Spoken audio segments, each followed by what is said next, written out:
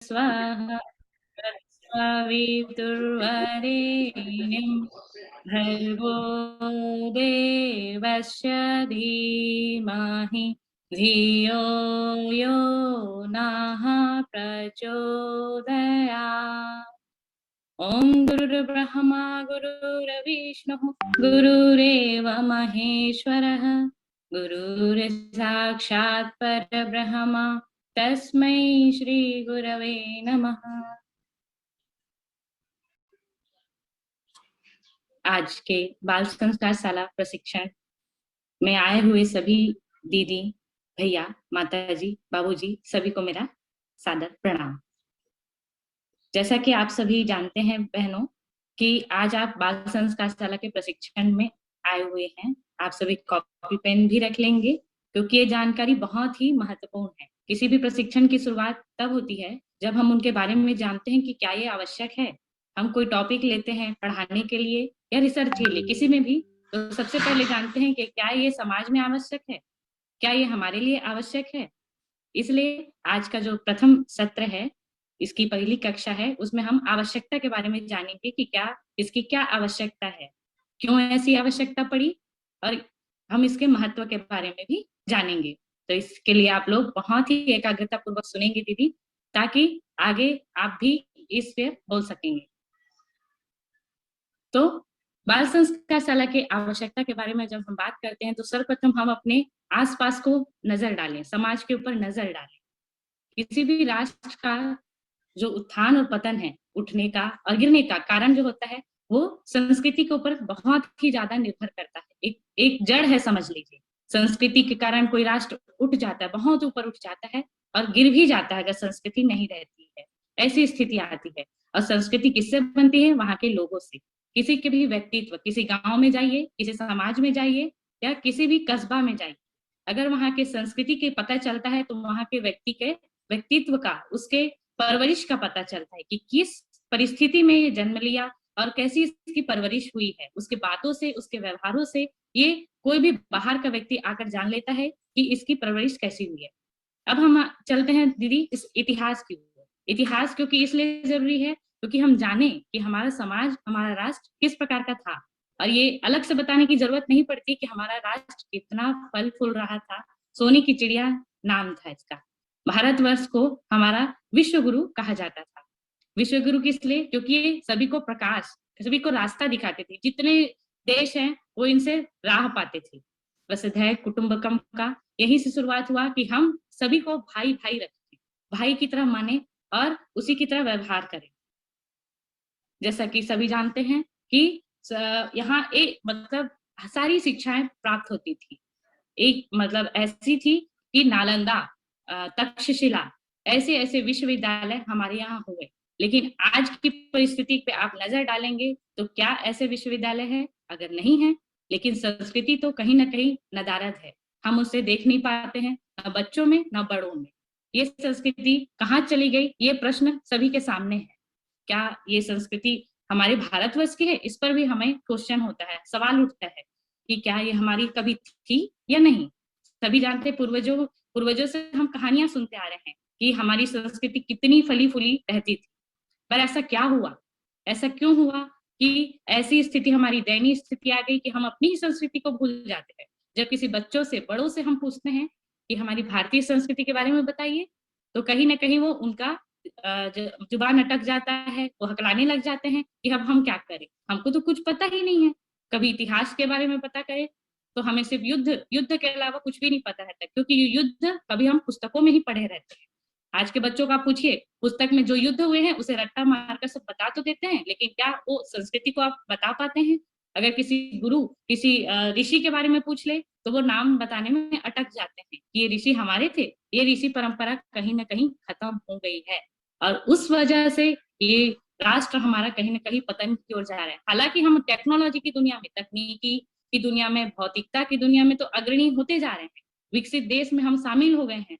आप कोई ना कोई लिस्ट उठाइए जहाँ पे अलग अलग राष्ट्रों का इंडेक्स बनता है, मतलब उसे एक कैटेगरी में बांटा जाता है, पहला, दूसरा, तीसरा। इस प्रकार में आएंगे तो कहीं ना कहीं पांचवे, इन पांचों में हमारा भारत देश तो अव्वल आ ही रहा है। टेक्नोलॉजी के क्षेत्र में, शिक्षा के क्षेत्र में कहीं ना कहीं वो आगे आ रहा है।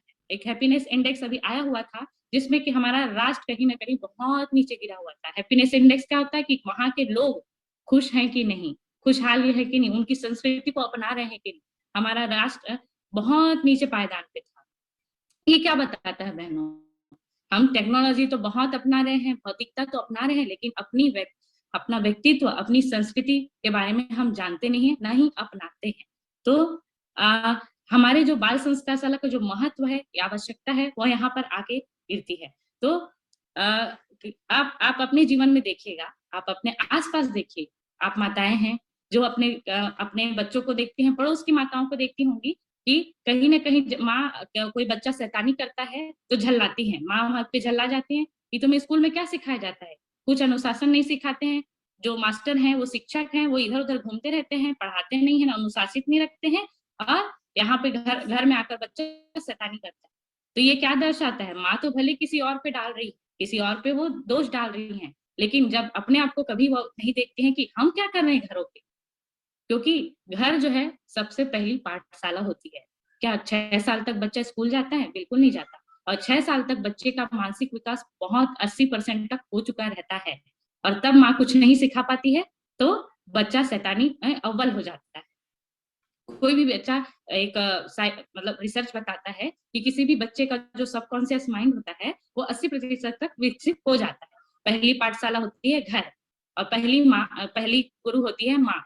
एक पाठशाला को हमारे परम पूज्य गुरुदेव ने कहा है कि घर एक पाठशाला है, प्रयोग स्थान है और सबसे जो प्रथम मतलब सबसे ऊपर की जो वैज्ञानिक है, सबसे प्रमुख वैज्ञानिक है हमारी माँ, जो सिखाती है, हर चीज़ को बच्चों को सिखाती है। और माँ कहीं न कहीं पीछे हट जाती है, माँ अपने दायित्व से हट जाती है। क्यों हट जाती है? क्योंकि आज की दुनिया में, आज के दौर में आपने देखा होगा कि हमारी जो दीदियाँ हैं, बहनें हैं, वो एक इंडिपेंडेंट वीमेन बन गई हैं। इंडिपेंडेंट मतलब आत्मनिर्भर होकर काम पर जाती हैं। काम पर जाती है, पिता भी काम पर जा रहे हैं। इससे क्या हो रहा है? घर पे कोई नहीं है। घर पर कोई नहीं है तो क्या होगा हालत कि कोई सिखाने वाला नहीं है। माँ भी अपने कहीं न कहीं आत्मनिर्भर होकर अपने आप को एक स्वतंत्र दे रही हैं, स्वतंत्रता देती हैं और साथ ही दायित्व दोनों दायित्व निभाती हैं, लेकिन दोनों दायित्व को निभाने के सिलसिले में कहीं न कहीं बच्चा अछूता रह जाता है, उसे कोई देखता नहीं है, ध्यान नहीं देता। पहले हमारा जो परिवार होता था, वो एक सामाजिक परिवार, एक संगठित परिवार होता था, जहाँ चाचा-चाची, काका-काकी, नाना दादा-दादी, फूफा ये सारे लोग एक साथ रहते थे। जापान के एक रिसर्चर ने हमें बताया, न्यूज़पेपर में आया हुआ था, जिसमें उन्होंने कहा अब जो है ना संगठित परिवार बहुत कम ही दिखते हैं, किसी राष्ट्र में नहीं दिखते सिवाय भारत के। भारत में भी अब कम होते जा रहे हैं। एक यही राष्ट्र बचा है जहाँ संगठित परिवार होते हैं, उसमें भी अब कम होते जा रहे हैं।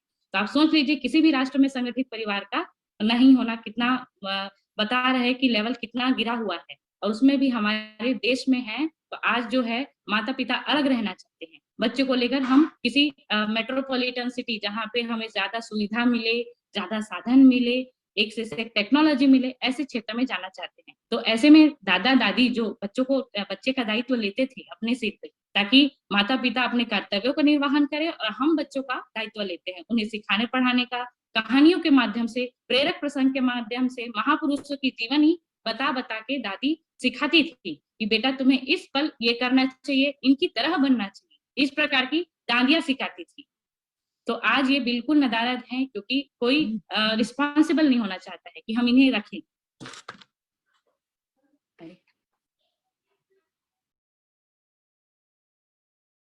हाँ, थोड़ा-सा हो गया था। तो हम बात कर रहे थे कि हमारा जो परिवार है कितना टूट रहा है, संगठित बिल्कुल नहीं है।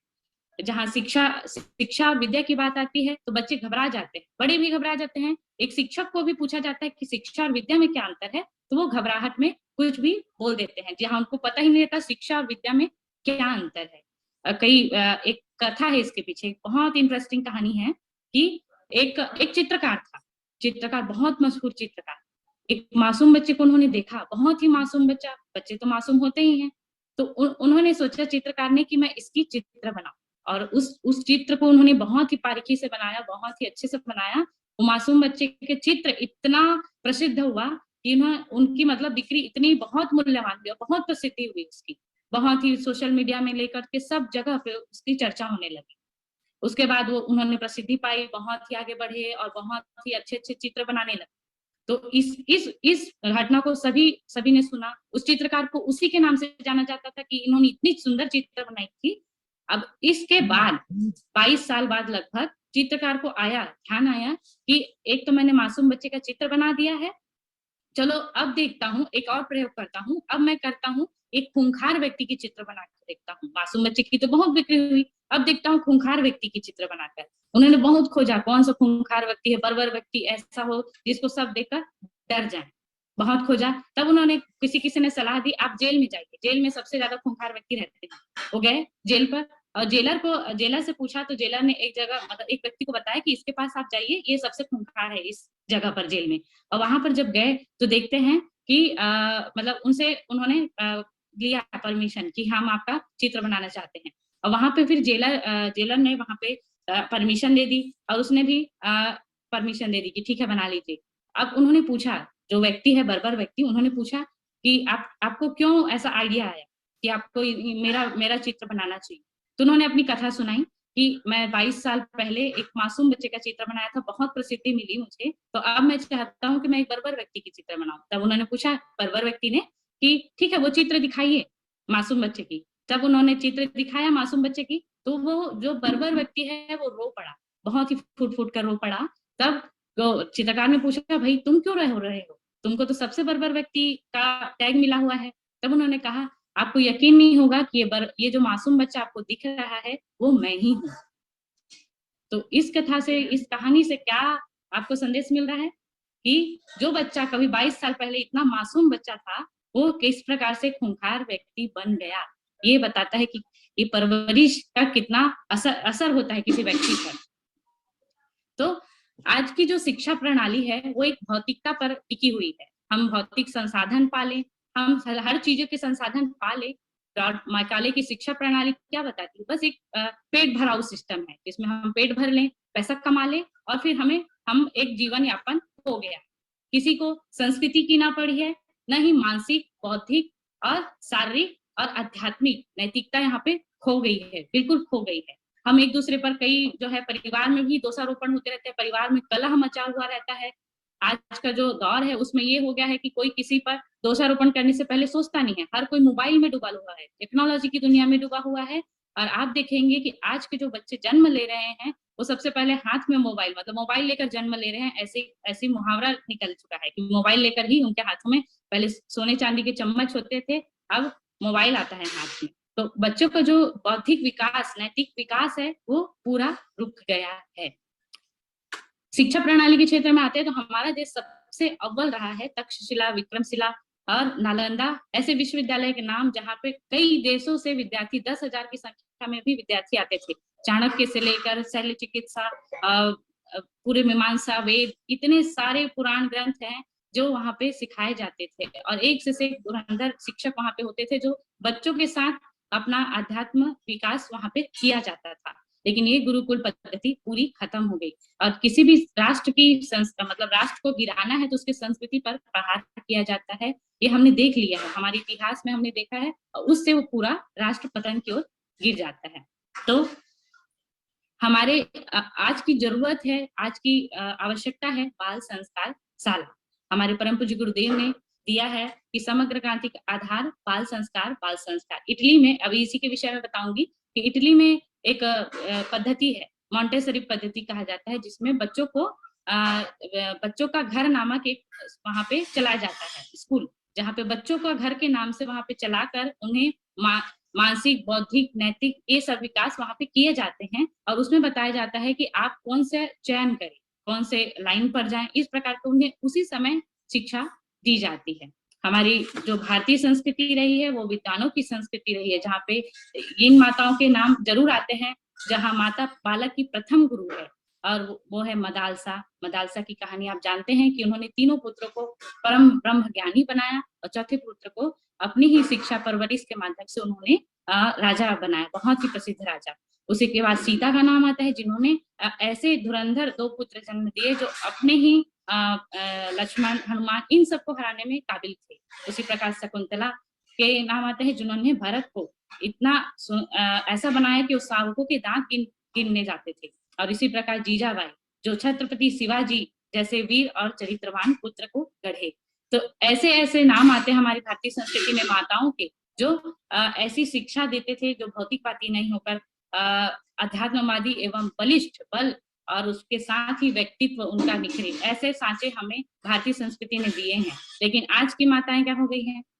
भौतिकवादी हो गई है, नौकरी पेशा, फैशन परस्ती में, किटी पार्टी में, मोबाइल में, पूरे व्हाट्सएप में जुड़े रहती हैं और वो और कुछ ना करके सिर्फ टाइम पास करती हैं। और वो बच्चों को आप जो भी है ट्यूशन लगवा लेती हैं, पढ़ा स्कूल तो जा ही रहे हैं 8 घंटे, अब उसके बाद शाम को ट्यूशन जा रहे हैं और उन पर कोई भी ध्यान नहीं दे रहा है। इवन शारीरिक मतलब पोषण जो मिलना चाहिए वो भी उनको नहीं मिल पाता है। ऐसी गंभीर स्थिति बच्चों की आ गई है और कहीं ना कहीं इसमें दोष है वो घर परिवार का बहुत ही ज्यादा है, जो दूसरों पर थोप देते हैं। हमारे पास पैसे हैं, चलिए पैसे दे देते हैं और उसके साथ ही वो अपना दायित्व छोड़ देते हैं दूसरों पर। और आज ट्यूशन जो है ऐसे नाम ऐसे खुल गए हैं कि हर 10 कदम पे एक ट्यूशन है। आप किसी भी बड़े सिटी में जाइए, ट्यूशन है, ट्यूशन है, ट्यूशन है, बिल्कुल हर जगह पे ट्यूशन है। और बच्चे जो हैं एक नाम मात्र डिग्री के लिए स्कूल जाने लग गए हैं और शिक्षा के लिए ट्यूशन जाने लग गए हैं। मतलब कि अब वो बच्चे को खुद के खेल कूद के लिए भी समय नहीं है, सिर्फ पढ़ाई पढ़ाई पढ़ाई। और ऊपर से ऐसी पढ़ाई हो गई है कि उनको एकाग्रता के लिए, क्योंकि खेल बहुत ही जरूरी है किसी के संगठन को जानने के लिए, अपने शारीरिक क्षमता को बढ़ाने के लिए, और साथ ही साथ सहकारिता, समाज में कैसे रहना, वो भी एक खेल सिखाता है। खेल को लगभग आप आउटडोर में आप देखिए पहले के कितने सारे गेम होते थे, अब बाहर जाकर देखिए तो बच्चे कहीं नहीं दिखते हैं कि वो कहीं खेल रहे हैं, मैदान में तो कोई नहीं खेल रहा है। ऐसी स्थिति आ गई है। तो जो हम आते हैं अब हमारे बाल संस्कारशाला के ऊपर कि इसकी क्या हम इसका ये जो पीछे का इतिहास है, सारी चीजें हैं, आपने जान लिया कि हमारी जो समाज है किस ओर प्रगति के किस ओर जा रही है, पतन की ओर ही जा रही है। इसका कोई भी मतलब ये है कि नहीं दिख रहा है, ना इस छोर दिख रहा है ना उस छोर दिख रहा है, बस एक खाई है इधर कुआं है, इस प्रकार का हम चल रहे हैं। जहाँ पे बच्चे जो है भावी पीढ़ी है वो बिगड़ते जा रही है, भावी पीढ़ी को कोई सिखाने वाला नहीं है।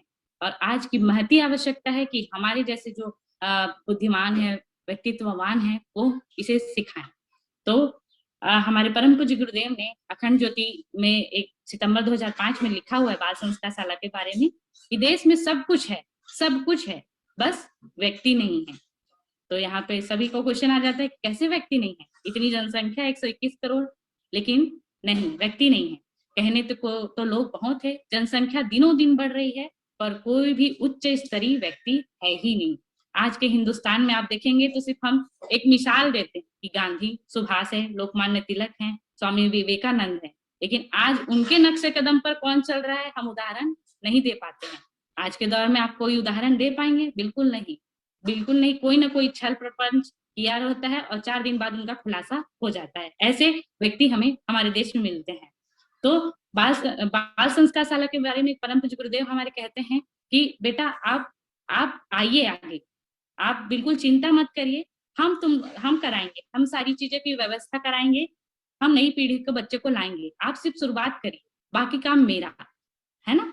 स्थूल का काम आपका और सूक्ष्म परिवर्तन का काम मेरा। इस प्रकार का हमारे परम पूज्य गुरुदेव आश्वासन हमें देते हैं कि बाल संस्कारशाला खोलिए और हम सारी चीजों का दायित्व अपने ऊपर करते हैं।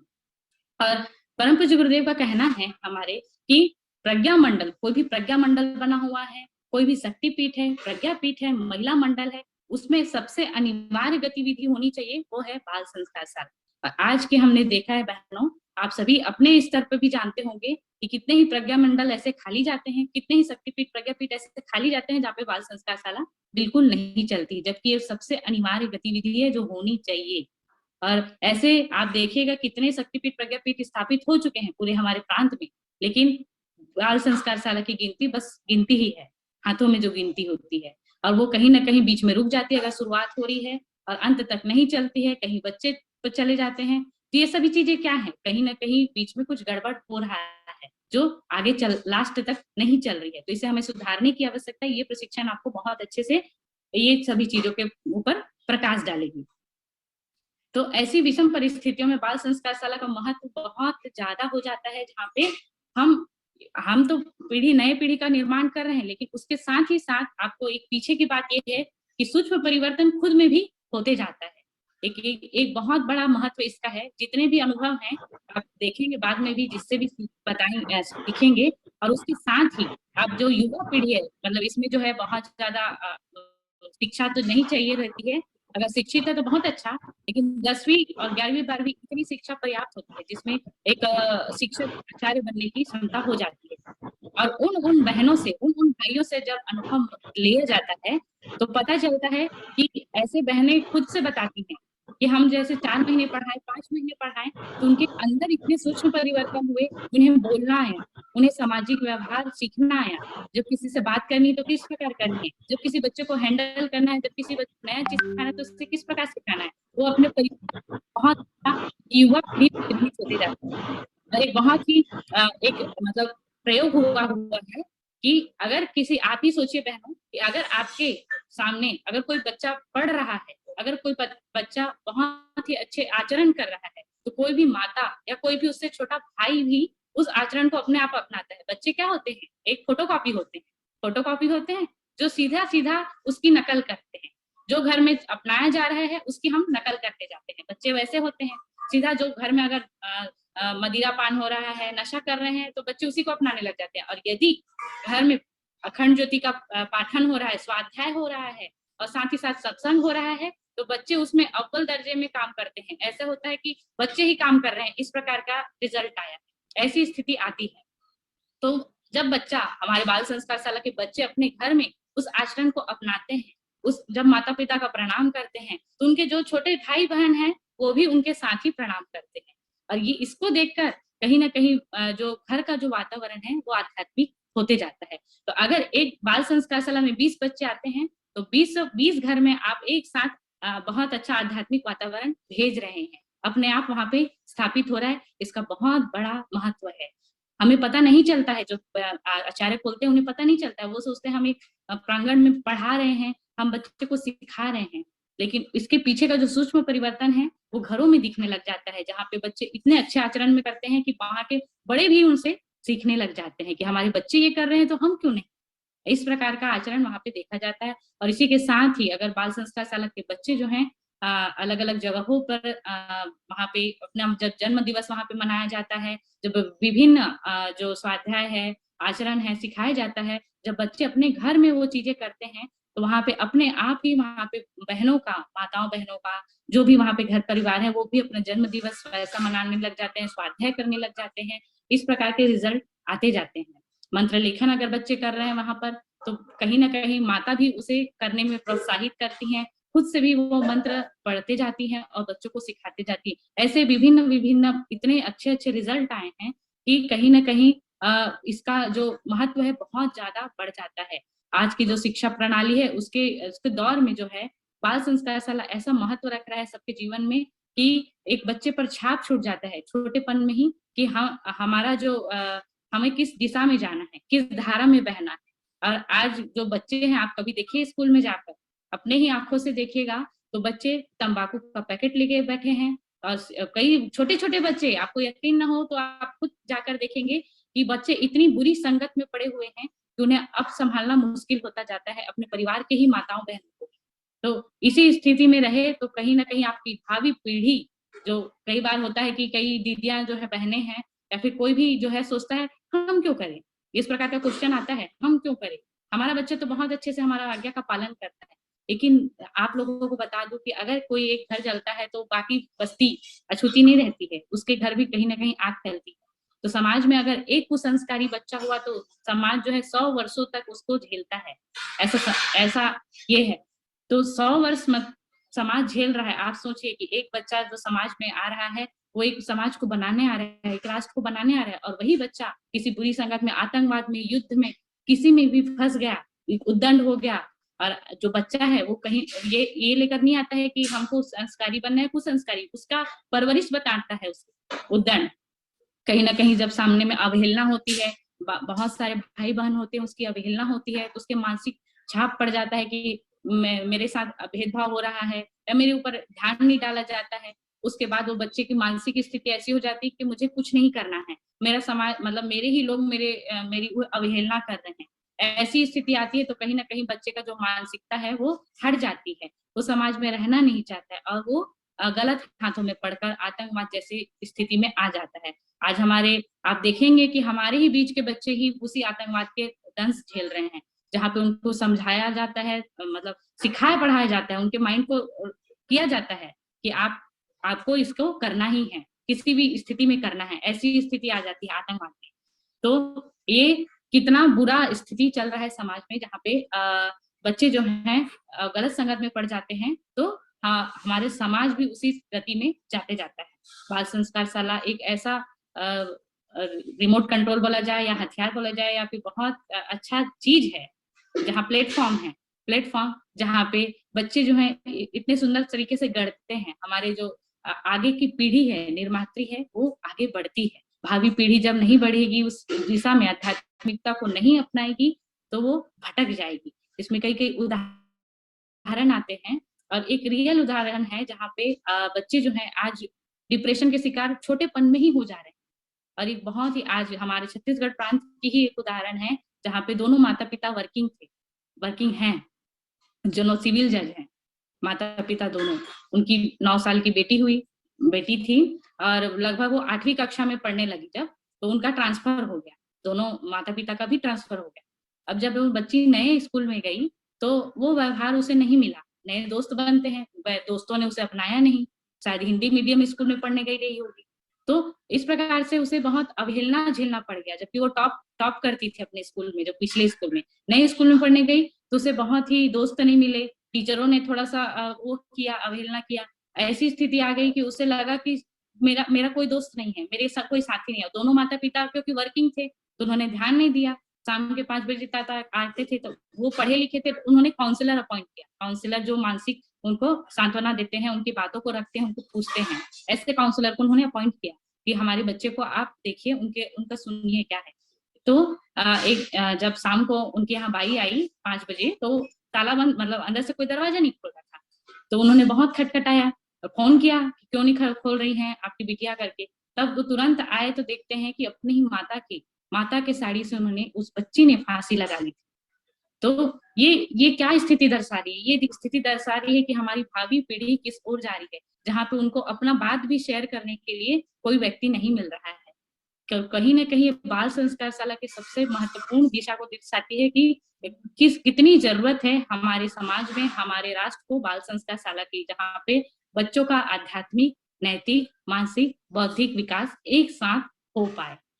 हमारे जो पुरानी गुरुकुल पद्धति है, उसमें तो होता ही था। गुरुकुल पद्धति ऐसी थी जहाँ पे अध्यापक भी, जो आचार्य होते थे, वो शिष्यों से एक साथ जुड़ते थे, एक इंडिविजुअल की तरीके से जुड़ते थे। लेकिन आज के जो शिक्षक हैं, सिर्फ पेट भराव चल रहा है, उनके में भी वेतन मिल जा रहा है, पाठ्यक्रम पूरा हो जा रहा है, सिलेबस पूरा करना है, इतने तक सीमित होते हैं। हम एक सरकारी स्कूल में भी गए थे, वहां पे पाया कि उन्होंने सामने से बोला कि हमें मारने पीटने की तो आगे नहीं है, लेकिन हमको पास सबको करना है। तो पास सबको करना है, इसलिए कैसे भी जैसे तैसे इनको पढ़ा दिया जाता है, खेलो कूदो बच्चों, आप तो पास हो जाओगे। तो इस प्रकार की व्यवस्था जो है, मैकाले की शिक्षा पद्धति, क्या ये हमारे भारतीय संस्कृति को दर्शा रही? बिल्कुल नहीं। और कहीं ना कहीं आज के जो युवा पीढ़ी को आप देख रहे होंगे, युवा पीढ़ी किस ओर जा रही है? नशा के चंगुल में पड़ रही है। आधी आबादी पूरी नशा के चंगुल में पड़ी हुई है, ड्रग्स से लेकर हर चीजों को ले रही है, सेवन कर रही है। तो आज के आगे की भावी पीढ़ी को अगर संवारना है, तो बाल संस्कार शाला हमें बहुत ही जरूरत है चलाने की, और नए युवा पीढ़ी को उसमें सम्मिलित करने की। युवा पीढ़ी सम्मिलित हो तो अपने आप जो है बाल संस्कार शाला के साथ ही युवा पीढ़ी भी उसमें जुड़ जाएगी, और युवा पीढ़ी अपने, जब वो कहानी बताती है, प्रेरक प्रसंगों को बताती है, तो उसके साथ ही अपने ऊपर भी उसे लागू करती है। अगर वो दूसरों को उषा पान सिखाती है, बच्चों को उषा पान सिखाती है, तो खुद भी अपनाते हैं।